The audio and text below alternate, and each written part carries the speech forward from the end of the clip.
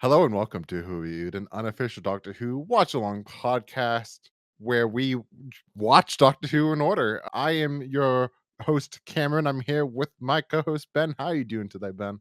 I'm doing all right. How you doing? I'm doing fine. We're recording this the day of like it's kind of the weekend of Summer Games Fest, or what Yep, they call yep. now post E3 world. Did you watch? I know you watched Summer's Game Fest. Did you watch the Xbox show as well? I was at work, so I didn't watch Uh, Xbox. I did watch Summer Game Fest though. I'd say about 30% of the games I was interested in. So many gothic, dark, souls-ish games. yeah, no, you can tell that. Like, it's not even. I wouldn't even say that. I This is would say it's definitely like a post bl- Elden Ring world. not even. I think it's Bloodborne is the one that like a lot of them are like. Look like it's that design of Bloodborne and like yeah, probably Elden Ring too, but like it's either that or it's like a really cool indie game with a really cool art style that's very unique. It's like either one of the two. Yeah, I think this is just kind of one of those years that's kind of an off year, that just like Yeah, the games are just since 2023 and 2024 were good years in games. It's just like now they're just though now that those series have made a game, now we're just on a period of no really big games are coming out this year and like next year. It's just gonna be GTA 6 really, and then all the other games are gonna be yeah. like it's gonna be like next winter, I assume is gonna be like not next winter, sorry. Yeah, next the first half of 2026 is gonna be like, okay, wait, now GTA 6. And then all the games are gonna release because they're like, now we can release our games now that GTA 6 is now out. Mhm. It's gonna be bad if GTA 6 gets delayed again to fall, and then all those games are gonna be like, crap. Mhm. As they probably did this fall, thinking that GTA 6 is gonna come out this fall. 'Cause there's not really anything coming out this fall except for, like, Borderlands 4, Outer Worlds 2, uh, Ghost of Yotei, and, like, that's it for the big boys. Hmm. But, yeah. Clockwork Revolution from the Xbox showcase looks great. I don't know how interested you are with that game. I uh, again, I did not watch it. I'm unfamiliar with this. Clockwork Revolution. It's by the guys who did, Wasteland 2 and 3. Oh, It's kind of in looks like exile. a BioShock-esque game, but also it looks like a BioShock That's Infinite esque game, and then also has like RPG mechanics where you're gonna be able to like create your character and like you're gonna be able to do dialogue choices, and then like there's just a cool time mechanic in terms of like the gameplay. It looks really interesting and very good. interesting. Definitely Are you gonna the game of the show for me. mhm. Are you gonna get the Xbox Alley? No, They're because I they're, have to I go next to your Steam Deck and your Switch 2? So see, I love portable handhelds. I want it, but I can't. I have a Steam Deck, so I can't really justify it. Even though I would love a handheld with Game Pass on it. I think that sounds awesome, but I don't think I can justify the purchase, especially since like the cheap one, like the specs wise, it's just basically going to be on par with the Steam Deck. Mhm. So it's like there's nothing really there to motivate me as a consumer, especially since all those games are going to be able to be played on the Steam Deck. It's just not on Game Pass. The Game Pass is the main thing, really. And then I guess like some Windows stuff like Fortnite, but I don't care about playing Fortnite on the Steam Deck. Mhm. But but yeah, this is not a video game podcast. This is a Doctor Who podcast, Ben. Yeah, I guess we should talk about Doctor Who. This week we're doing a stinker. We're doing Power Kroll. Spoilers. I think if you're clicking on Power of Kroll, you know this is not a fan favorite story, to put it that way. It's someone's Uh, favorite, though. a madman's favorite.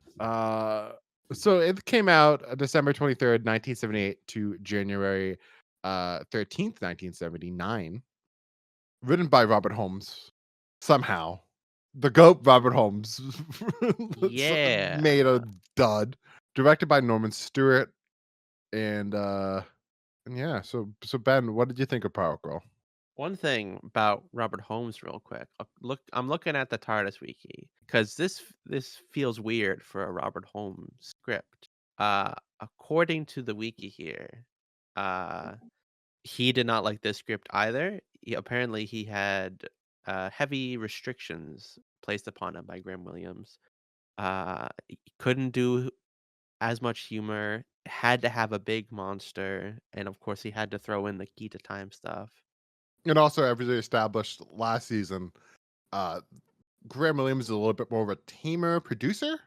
So just even that restriction there as well, that he's writing to a producer that he knows he can't get away with some of the more risque stuff that he could have got maybe under uh Philip Hinchcliffe or even a Barry Letts. Yeah, So what did you think of it, Ben? it was not good. Not as bad as like Underworld, but just boring. I thought the best part was definitely that last like 10-15 minutes, that the final kind of battle with Kroll. I thought that was all right. And the rest of it, I was just bored. There are no interesting characters. I'm not invested in who these people are and what's happening to them. You know, when none of the characters are like likable, when they're all kind of equally bad, I don't really care what happens to anybody. No, I agree with you. And like to And go like back to like yeah, you go. I I was looking on the wiki, looking at people's names, and I'm like, I couldn't even tell you what anyone's name was. Like they're just so uninteresting. Apparently, Thawne is the name of the main villain. It just, I've definitely. It seems like it might not be all his fault, but it feels like a misstep. Yeah, it's weird because he is probably the greatest writer of all the classic Doctor Who. I don't think that's controversial statement to say. And this is his big dud. Of course, before he kind of had some duds in the 60s with the Crotons and he did co-write Space Pirates. Uh Hmm. but again, co-writing Space Pirates, so it's hard to say how much of that was him. And then the Crotons, you can kind of give an excuse that since that was his first story. And the Crotons, it's not that bad of a story. We watched it, and you can Yeah, watch our bonus it's episode about Crotons. it's like a 7 out of 10. It's got some interesting ideas. It's watchable, unlike Power of Kroll, which is like the most boring thing on the planet, which is so weird for Robert Holmes because most of the times when we watch a Robert Holmes story, I'm over here being like, no, Robert Holmes is so great with his ideas. He's always just jam packed these scripts with a bunch of ideas. This story, there's just nothing there to grab onto in terms of like, yeah, the characters aren't strong, but also just the ideas that he presents in the story aren't really intriguing, and they don't create this world that he sets up in Power Crawl is not really an interesting one that you want to spend time in, which makes it that boring. That just you being that I don't know what to call it except for being bored, even more bored, just because it's like at least if there was something interesting in the world to hang on to, or like you said, an interesting character or anything that's interesting in the story, you would be able to grab onto it. Which is again, I agree with you that like at least the 10 minutes has something interesting because there's that big fight. But like Yeah, that's the only really interesting thing that happens this whole story. just a lot of running around in the swamps, and we don't even get K9. So that's, I think if we had K9 here, that's the missing piece. Which of course they couldn't do K9 because of you can't bring that prop in a swamp. It would have been a disaster. I kind of want to see him drown though. And he just is on a boat the whole time. It would've been great. That would have been funny. I did see though that uh he's not voicing K9, but John Leeson is in this episode. I did not see this. Interesting. The like voice of reason, apparently his name is Dougine. I could not have told you that before looking it on the wiki. Uh for the people working at the refinery, the one who's saying like maybe we shouldn't kill all the swampies. That's John Leeson. Which I wouldn't have picked up on that if I didn't see this on the wiki. Do you wanna know an interesting fact, man? I would love to. Because because part 2 was broadcast on, December 30th, which is in between Christmas and New Year's, it had a high viewing figure of 12.4 million viewers, Wow. which is why I think a lot of the times when Doctor Who, I shouldn't say a lot of times, but like before the show was brought back, there was a bad taste in a lot of people's minds about how Doctor Who was like, and they were like, "Oh, it's just this cheap show," and that was bad. And I think probably what helped for that public perception of Doctor Who is a story like this. That if this is one of the very few Doctor Who stories you've seen, you'd be like, "Why are they bringing back that shitty show?" Yeah. Such a shame from Robert Holmes. This is his How last one for a while. yeah, until Caves of Androzani, I believe. Yep. Back with a bang. Yeah. All right, Ben, let's just get right into the details of this episode. Starting off with the most interesting thing about this episode, Ben. Kroll? The Doctor has a new costume. What do you think of the Doctor's new costume, man? I never noticed these things. Oh wait, no. He had like it was like a tan kind of jacket with like stuff on his lapels, right? Yeah, he has like this new jacket has like big lapels now, and then like you Uh, said, he has the pins on the lapels as well. I did actually notice that. I personally think this is a big upgrade from the previous costume he had. I'm not the biggest fan of that in between state of the tail end of 15 to the first half of Key to Time. That costume, I think the big scarf with the brown coat. There's something off about it. He just looks kind of ridiculous with how big his coat, how big his scarf is with that jacket. But I think with the big lapels, the extended big scarf just makes the costume look better. That makes that scarf Hmm. look better and just kind of fits it because those the all the scarf has a place to go around his like shoulders, so it doesn't look like too ridiculous. If you know what I mean. Yeah, yeah. And I love this look. This is his look for basically the season 17 as well. And I think that it's a big step up. I love the big lapel look. It looks very much like this is probably my third favorite Fourth Doctor look. Right, first one being Parents Mars look. Second being the like the robot season 12 look, and then then this look, the season 17 look slash the last two episodes of 16. Cool. I wish there was like a list of like breaking down all of them because I feel like I couldn't tell you at this point, what is his Talons of Wang Chiang look and how does it compare to Ark in Space? Well, It that's a all dumb kind one of because he blends wears together. you picked the worst example because that's the one that he wears the Sherlock Holmes getup. I, I mean, yeah, I would two, say the worst example of random episodes you could have pulled from. but in general, though, Yeah. I couldn't tell you how two episodes differ in costume. I'm just a nerd about this, man. Mhm. Well, if that's the most interesting thing, the second most interesting thing, what would that be? I like I thought it was pretty funny when that guy, I forget his name because the character was so bad in this episode, but when the guy tries to get the what are they called? You know, what's the native people? The Swampies? Swampies. When he tries to get like the leader of the Swampies to sign like the letter and like they won't sign his like letter. I thought that was a pretty funny scene. Uh, Like, Rumdut? if you say so. Like, um I only know because I'm looking on the wiki right now. What about Kroll? What do you? I think he looks cool. like I it's mean, it's hard a. because it looks awful. I mean, But also like it could look worse, I guess. It's not visually interesting is the problem. you know?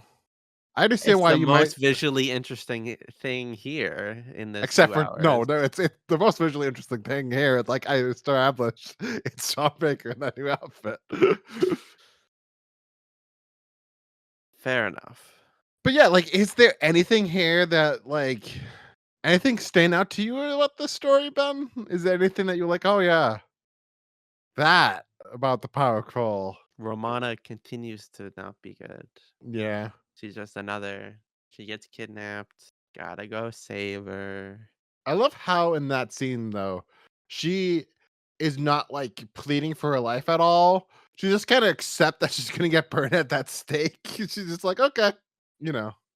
Somebody else would be Yeah. like, don't kill me, please, whatever you do, I'm innocent, stop." Romana's just accepting it like a boss. I appreciated that I about guess that Romana. is true. She has often, been kidnapped, but she's never hysterical. No. Nothing has rivaled like her first cliffhanger in Reboss Operation. Everything else she's been very cool and collected.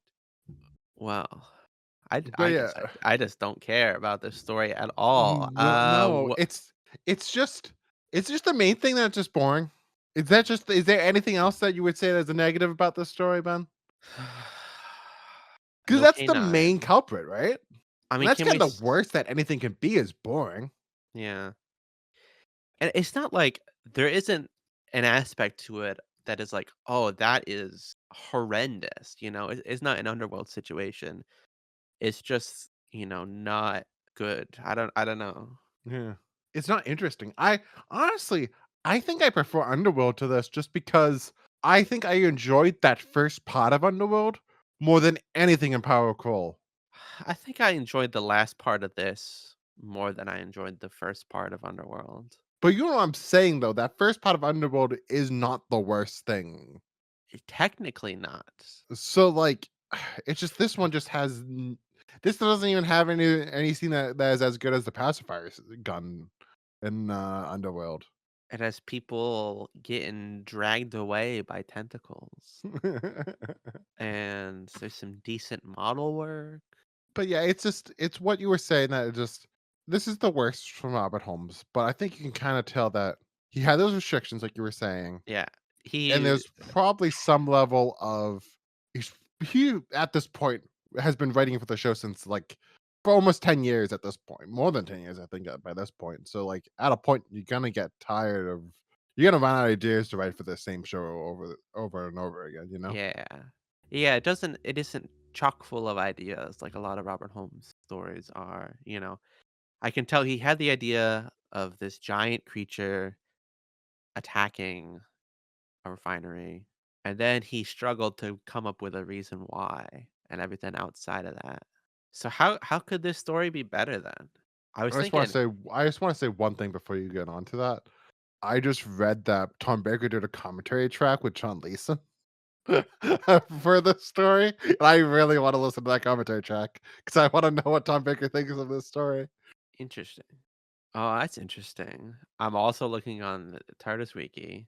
Graham Williams was taken ill during production, so Anthony Reed and John Nathan Turner assumed producing duties for this story. Yeah, they also did that for the next story too. Uh, but yeah, how could this story be better? I think same level of ideas and effort, etc. It could maybe be an okay two-parter. If they want it to be a four-parter, they need to fill some space with other ideas to really get me invested in what's going on. Like, more I want likable characters on both sides of this, war that is going on. And just John Leeson's character as the one guy who isn't evil isn't enough. But it's usually for this segment, it's like, okay, you have to change this or change that. But for this is it's so big the things that need changing. Like you said, it needs literally you need to add characters to the story. Not, oh, you need to fix this character or add a character. You have to add every character to this story Yeah, and change replace them. all of the characters with better ones. And then also you have to replace an actual plot that's interesting as a viewer, and also add more ideas to keep it more engaging. It just needs a complete. This kind of feels somewhat like a first draft that like you needed somebody to add it in, which I don't know if maybe like Anthony Reed is just not as good of a script editor that he couldn't have like done another draft at this that could have spiced it up a bit. I keep joking about it, but now I'm unironically saying it. If they added K9 and had his antics, this story would have been much better. We need to get a boat to get to the refinery station. K9, we need to use it as a battery to to power the boat. Exactly. Yes, master. I'll power up the boat for you. Okay, so what's the best and worst special effect, Ben? Best Kroll, worst the swampy, their makeup and stuff. Yeah, the swampy makeup is not good. The Cole's also I don't think is that great either. That's the Um, most interesting special effect. yeah. I guess like you kind of gotta have to give it some credit that it's not the worst thing in the world. It could have been a lot worse. Yeah. I thought especially the final battle where they're like on location with have him fighting the tentacles and stuff. I thought that stuff looked all right. I'm gonna cheat. I'm gonna say the best special effect is that they actually shot on location. Great job. Imagine this whole story on in the BBC studios. Ooh, that that would not have been good. But no, the location works good. I like that like we have like a swampish setting for this story. Mhm. But also I say that, but also it doesn't add any flavor to the story. It just kind of makes it it's kind of a boring setting, so it just kind of adds on to the boring tone of this story. There's nothing really that much to grab onto in that setting, you know? Yeah. I've been listening to more Big Finish.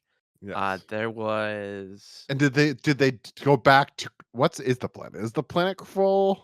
I forget. what planet? This planet? Yeah, what is this planet?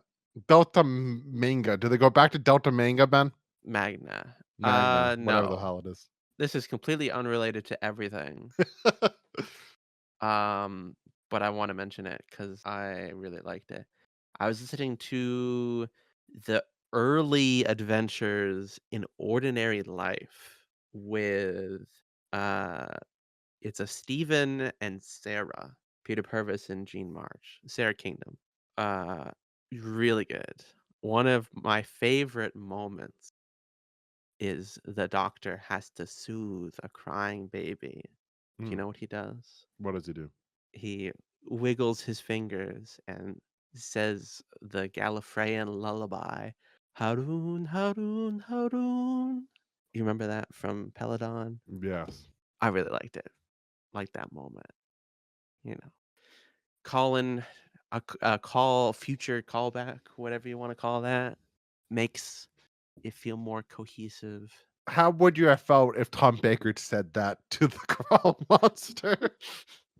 If he tried to sing it a lullaby, Yeah. that would have made it interesting. Tom Baker with a baby sounds scary. I can't lie. Eh, Like, do you think it's a cop out that the key of time is Kroll? yeah, it is. There's nothing much more to say rather than that. It's just kind of like, okay, fuck. Graham wants me to do this big monster. Needs me to do this key to time bullshit. Where do I fit the key to time in this story? Fuck it. I'm gonna do this. It's gonna be the same thing. I don't got time Yeah. for this. All right. Tangent over. Sometimes we talk about what kind of impact does this story have on the future of Doctor Who. Nothing in this story is ever referenced again. No Delta Magna, no Kroll, no Swampies, no Sons of Earth. Nothing. It's just kind of in the There isn't even a Big Finish box set. but like in the Doctor fandom, it's just regarded as being the one of the worst stories of all time and the worst Robin Holmes story. Kind of just like the worst story by the greatest writer of Doctor Who, at least classic Doctor Who. Such a shame. Should we talk about cliffhangers? Is this it? Yeah, give us the cliffhangers, man. All right. First, Kroll rises from the depths, appears. What's he Whoa! gonna do? I don't know. I Uh, forget s- what happens. Me too. Second, Kroll invades the refinery, sticks his tentacle in the pipe, and kills one of the guys. Couldn't tell you which guy, what his name was, but he's dead. And third one, Kroll appears, he rises from the depths once again. I guess one.